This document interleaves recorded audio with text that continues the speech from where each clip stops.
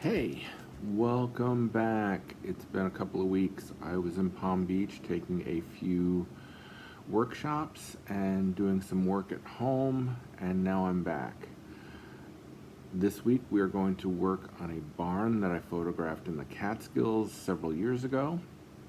But before we do that, I wanted to talk just a little bit about color and paints.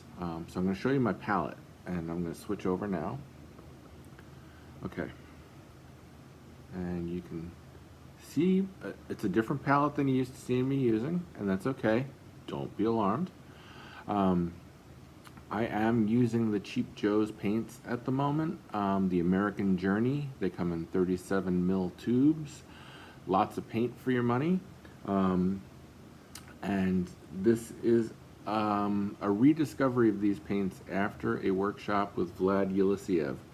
And we're gonna start working with, we had done primary triads in the classroom, working with three colors. These three particular primaries work really, really well together, and they are yellow umber, cobalt blue, and alizarin crimson. They'll be your three primary colors. I have a swath of darks mixed up over in the corner here too, and they are made up of indigo, diox purple, and burnt sienna. Those are three colors that are similar to the three primaries and work together in the same kind of relationship, but are much darker, so they'll be our shadow colors. We're going to try and do most of the painting by mixing these colors together, not adding a lot of other colors from the palette. The barn is going to have a lot of that alizarin crimson in it. You're going to need to do your drawing of the barn, and so what we'll do is I'm going to switch over so that you can see the barn and the photo. I'm going to talk about that for a second, and then we're going to start painting.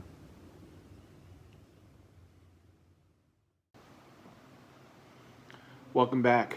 Here is the barn in front of us. I do love this barn. I have painted it a few times. It's one of the watercolors that I have hanging in my home. A couple things I want to point out to you before you start your drawings that I think are pretty important. I have my drawing set up so that this is cropped for an 8x10, and I put the rule of thirds lines in because they help me with placement.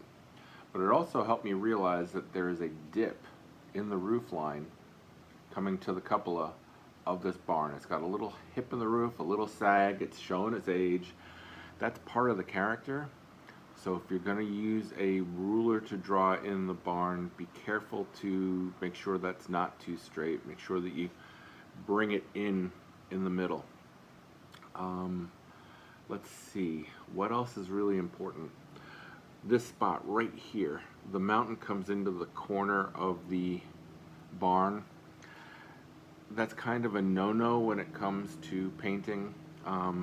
It gives your eye a place to get stuck on. You want it to flow around. In my drawing, I brought the mountain down and raised it up a little bit. It gave me a little bit more interest.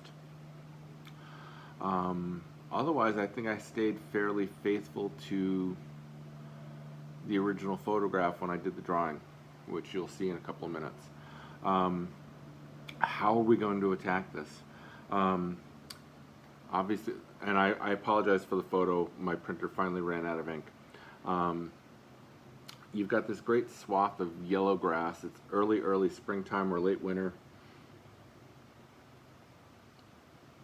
There is still little bits of snow in the mountains that we can do either with whitewash after the fact or leaving some holes in when we put that in.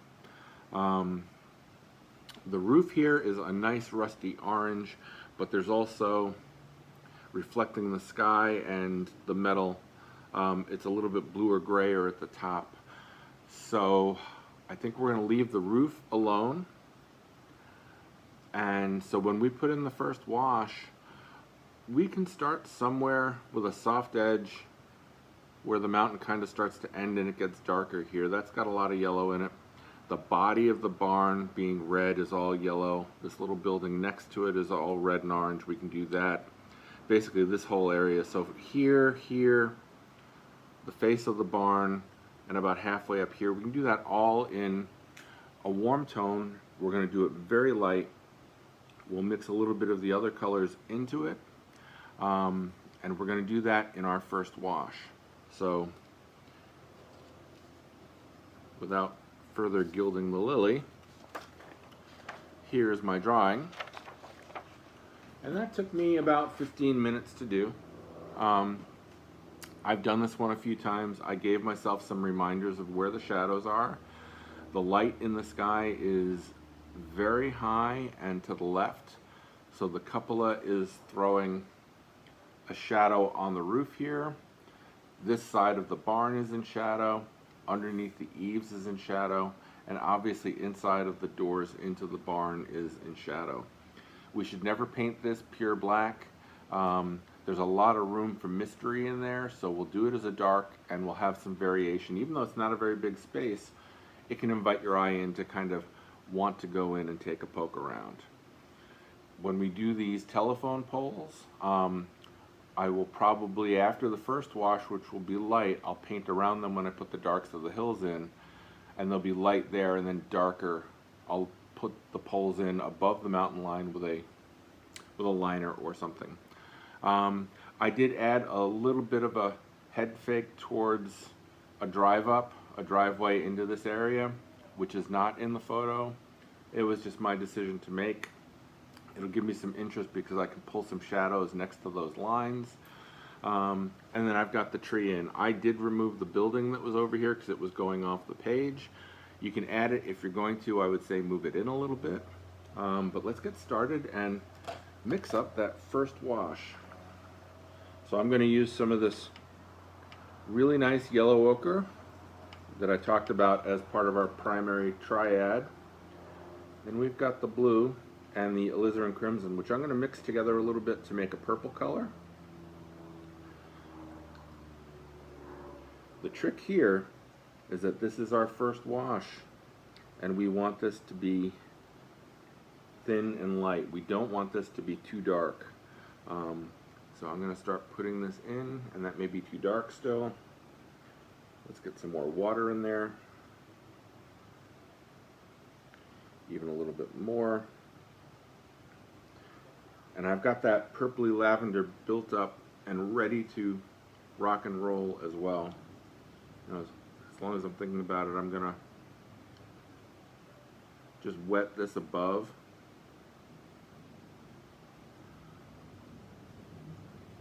Where we're putting in that warm so that I don't forget. And now I'm going to pick it up and right across the interior of the barn, the shadow side of the barn, the roof on the other building behind it.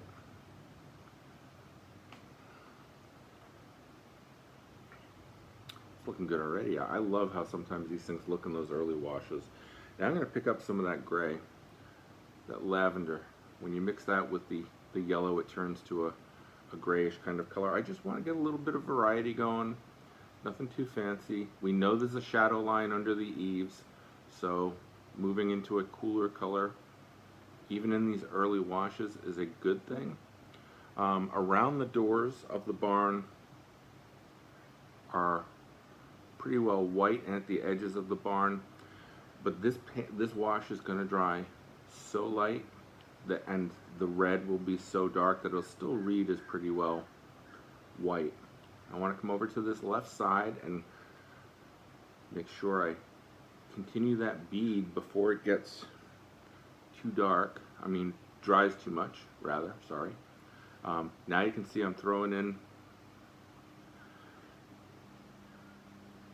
that yellow wash into here, and I'll grab some of that lavender and just pull it next to the lines that I've drawn to represent shadows next to here. Now we'll get more of that yellow in and finish up. I didn't tape this painting around the edges. This will go into a matte.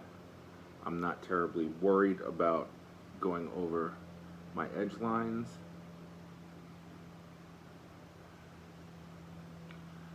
I'm leaving a couple of gaps in this driveway as well. And this first wash is drying nicely.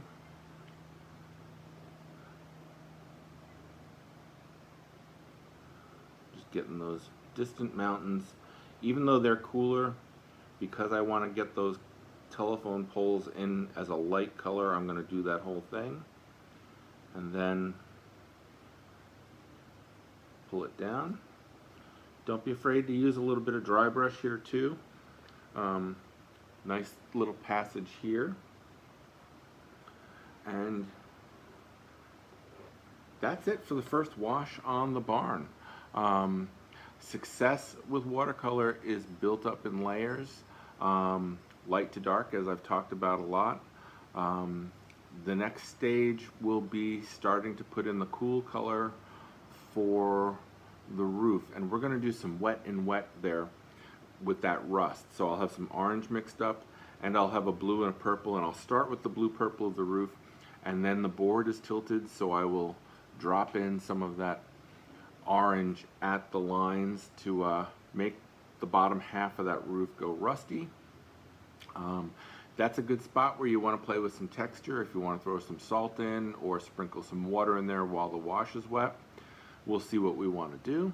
For now, I'm going to let this wash dry completely, and I'll see you again tomorrow, and we'll make some more progress on the painting. Happy painting, everybody.